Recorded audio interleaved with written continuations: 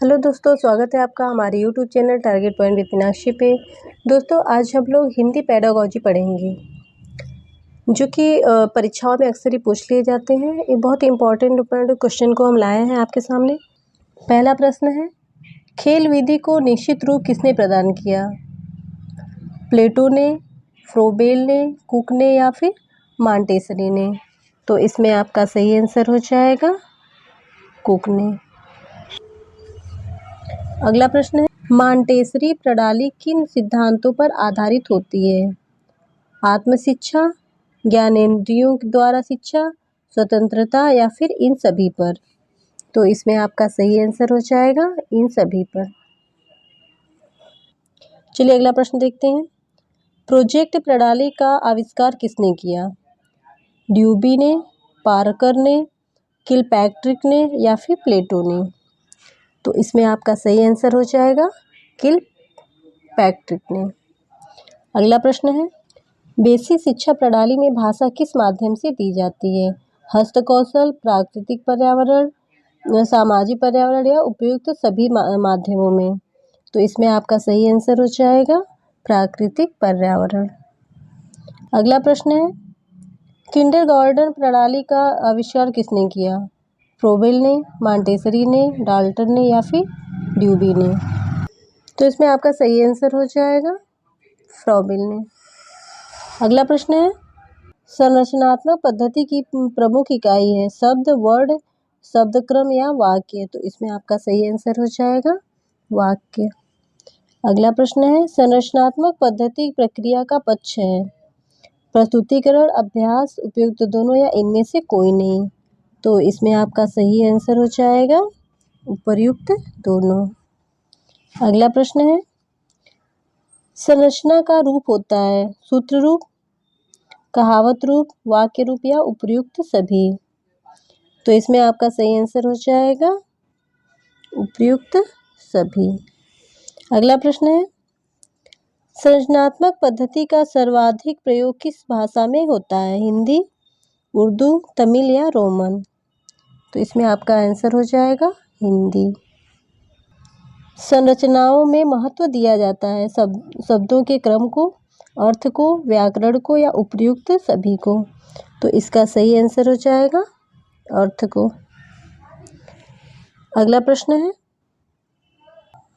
संरचनात्मक पद्धति में कौन से कार्य को भाषा शिक्षण का आधार बनाया जाना चाहिए? मौखिक, लिखित, प्रयोगात्मक या रचनात्मक? तो इसमें आपका सही आंसर हो जाएगा मौखिक। अगला प्रश्न है, अभ्यास की अवस्था में महत्व दिया जाता है पढ़ने को, लिखने को, मौखिक वाचन को या उपयुक्त सभी? तो इसका आंसर हो जाएगा उपयुक्त सभी को। संरचनात्मक पद्धति का सिद्धांत है भाषाई आदतों का विकास, छात्रों की क्रियाशीलता, वाचन पर बल या उपयुक्त सभी? तो इसका आंसर हो जाएगा उपयुक्त सभी।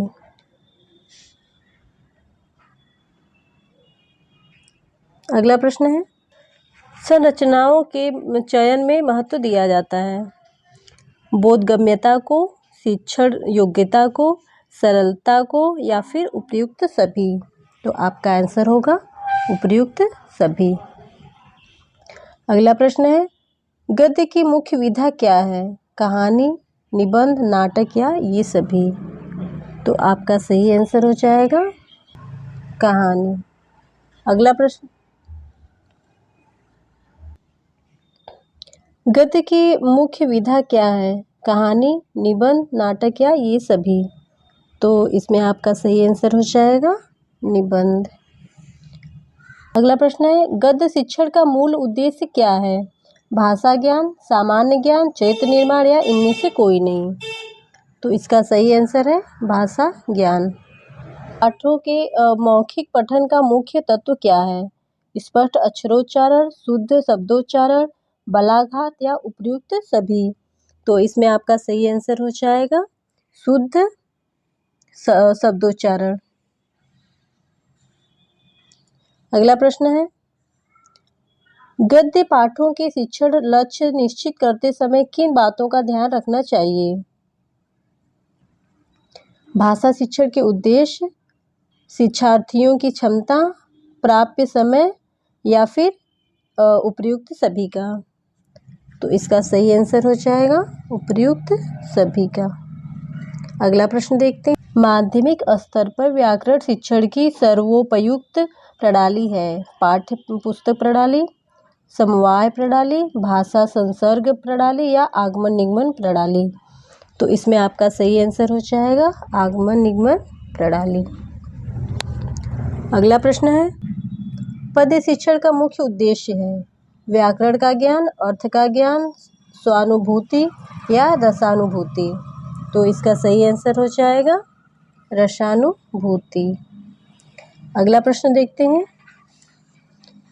हिंदी साहित्य शिक्षण की विधि है कहानी विधि, नाटक विधि, संवाद विधि या उपर्युक्त सभी। तो इसका आंसर होगा उपर्युक्त सभी।